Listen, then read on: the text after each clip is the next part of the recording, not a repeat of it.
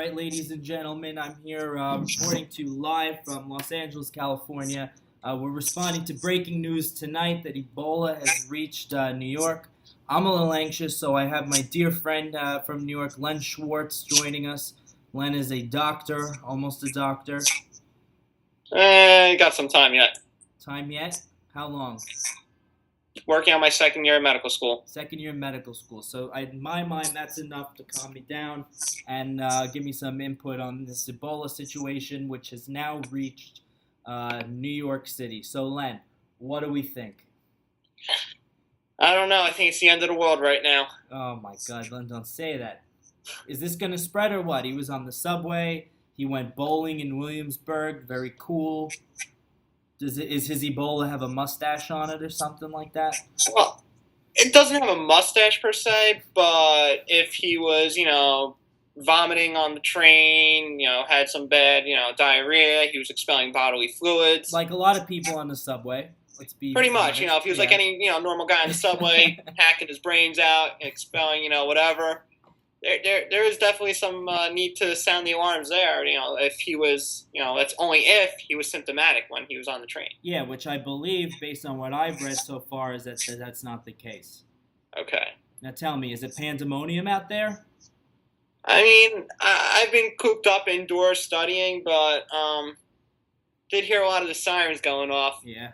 No, it doesn't seem now. It's New York. Business as always. Whatever happens, we just go with it. That's good. That's good. So what else? Now I'm thinking to myself, let's say he's at a bowling alley, okay, and he's in the bathroom, and like many of us, he hits the seat, okay, and there's liquid on the seat, there's urine on the seat, and let's say somebody sits on it or somebody's cleaning it, and it gets, what are the odds of that transmitting the disease?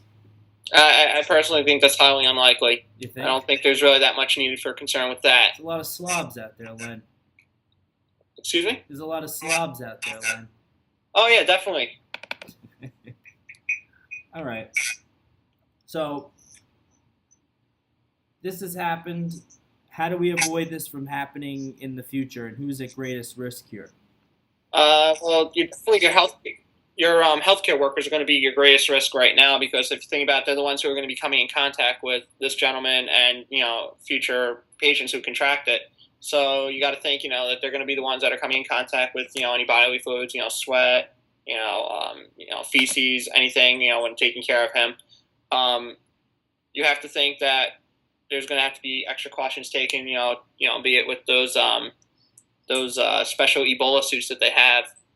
Make sure that they're being properly trained in how to use those to try and prevent them from contracting the disease, and then even possibly putting these healthcare workers on quarantine to ensure that they don't catch the disease and that they'll be okay. Yeah, because I think in Texas we had improper use of the protective gear, which resulted, and then we had another one who was on a cruise. Correct. Well, you had the improper use of the gear, and also they didn't have the full proper gear to begin with, because there was parts of their skin that were still exposed in the suit. So the key to a proper, hazmat type suit is, in this situation, is to make sure that you're completely covered. There's no part of you that's exposed. All right. So in a sense, what's happened in Texas has kind of prepared New York to be able to deal with this. Yeah, and I mean, in the weeks, prior to this, there was, a lot of drills done. A lot of the hospitals were designated as an Ebola care facility. So this way, they've been trained. They have the equipment to hopefully deal with the disease and prevent the spread to healthcare workers or potentially any other people. So de Blasio's got this on lock. We trust the man? De Blasio's on top of everything. You should know that, Tom. I don't know. I've heard mixed things about him. I heard him speak Spanish tonight, and it was worse than Bloomberg. De Blasio has it under control. He eats his pizza with a fork and knife. Yeah, that's too much control, maybe. Yeah. Exactly, and he has his wife in office. So if he's there and his wife is there, she's tough. I like her. She's cool, and he's kind of a dork. But what are you gonna do? But that's good. So, but at least they got it under control. That's a relief for me to hear. That's a relief for you guys, I'm sure. So we don't have to worry about it.